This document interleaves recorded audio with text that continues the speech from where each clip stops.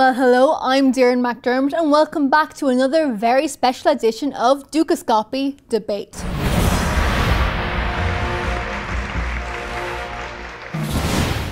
Well, back in the economic ring today, we have Frank Hollenbeck and John Hancock to fight it out over Keynesianism theory. So guys, in 2008, governments worldwide, followed a counter-cyclical fiscal policy and increased government spending. Now, was this Keynesian approach the right way to go? Well, the basic idea was that the government will substitute for a lack of private demand. This concept of aggregate demand, for me, is the poison eating at the heart of economic science.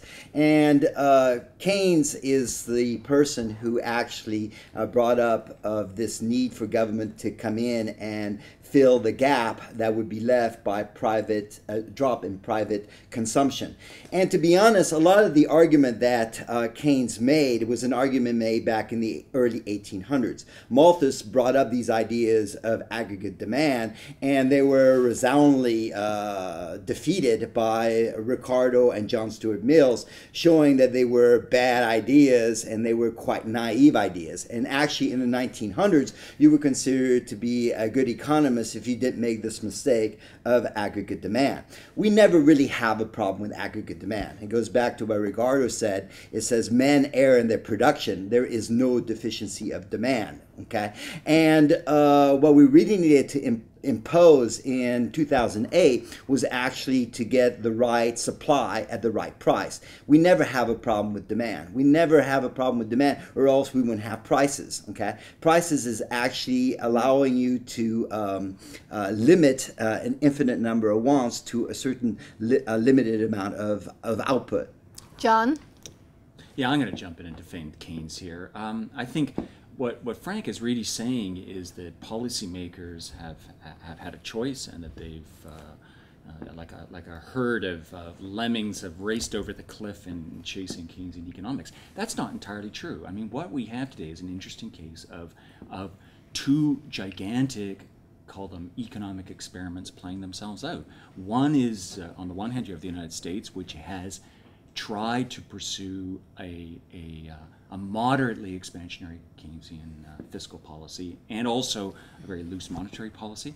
And on the other hand, you have Great Britain, which is a self-proclaimed austerity program, which goes against Keynes. It's back to von Hayek, and turn off the sluices, cut back government expenditure, try to restore business confidence. And if you look at the two cases today in 2013, Britain was just downgraded this morning. I mean, the British economy is not doing well. It's slipped back into recession. I'm not going to argue that the American economy is doing brilliantly, but it's doing relatively better. And, speaking about things happening, we have the sequester coming up, and we could have an Italian government that actually could question austerity. Now, should cutting back on government spending be something that, should be happening? Well, the problem with Keynesianism is a very simple problem, is how do you go to the supermarket without any money or credit card and buy anything? And the answer is you don't. Okay, in the sense that every dollar that the government spends is a dollar that's taken away from somebody who would spend it in a different way. In other words, this whole concept of Keynesianism and the government spending money is basically saying is that the government can take money from you and spend it better than you would spend your own money, which is kind of nonsense. Okay, and he's talking about Great Britain. Great Britain talked about cutting government spending, but they've only actually implemented like 6% of the actual cuts in government spending that they plan. So there's a big difference between planning and actually doing.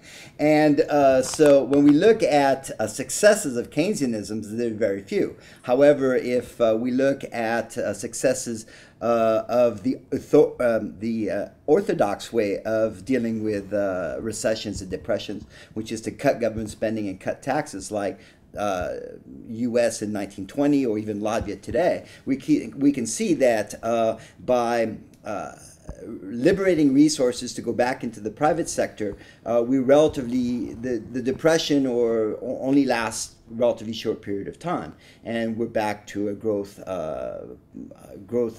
trajectory, which is not the case that we see in Europe today, or the U.S., or even the U.K. This whole debate, in a sense, hinges on what Keynes actually said versus what people say he said. And if we're going to talk about Keynes, Keynes was not without his flaws, and is not without his shortcomings. And we have to realize that Keynes was talking about a very specific time in history. He was talking about what went wrong in the Great Depression. But if you distill down his writings, and they can be opaque, even though he was a beautiful writer, they can be opaque and often inconsistent. I think one of the things Keynes was saying, and I don't think he was wrong about this, and I'd ask Frank if he thought he was wrong. He coined this word animal spirits. I mean, almost ahead of his time. He was, in a way, a precursor of behavioral economics. He recognized that economics isn't a science. It's a description of human behavior, and it's a description of human behavior on a mass scale. And what he was grappling with in 1930 is this phenomenon that fear was feeding on itself, that in a sense the economic system wasn't self-correcting. In fact, it was apparently getting worse.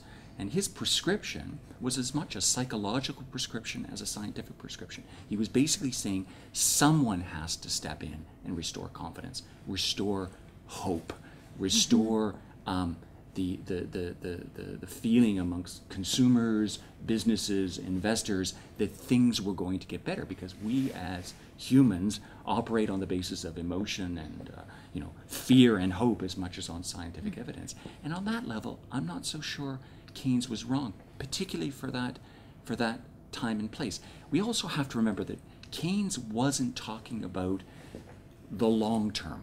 He was quite clear about this. I mean, his famous phrase, in the long term, we're all dead. He was talking about the here and now. And his point was that in the here and now, quite often, what we have to go through to get to the long-term solution, market clearing, mass unemployment in order for industry to shake itself out, loss of factories and output, is extraordinarily painful. And it's politically destabilizing. You do need short-term solutions as well as long-term solutions. And in that sense, Keynes's prescription of government stepping in and restoring confidence, restoring the psychology of confidence, wasn't entirely wrong for the 1930s. Well, that is it for part 1 of this Dukascopy debate on Keynesianism. For part 2, we will get to have a look to see what Frank Hollenbeck had to say. See you then.